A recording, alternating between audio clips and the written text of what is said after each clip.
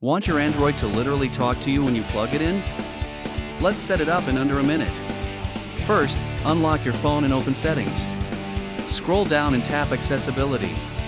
Here, look for text-to-speech output, or your phone speech settings, and tap it. Make sure text-to-speech is turned on and your preferred voice is selected. Once that's ready, go back to your home screen. Now we'll make the magic automation. Open the Shortcuts or Routines app on your phone. This may be called Modes and Routines, Bixby Routines, or similar depending on your device. Create a new automation and choose when charger is connected, or when power is connected, as the trigger.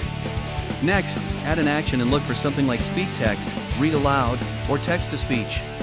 In the text box, type the phrase you want your phone to say, like, "Charging time, let's go." Save your automation, then plug in your phone to test it. You should hear your custom phrase out loud. That's it. You've made your Android talk when you plug it in. Like and subscribe for more quick tech tricks.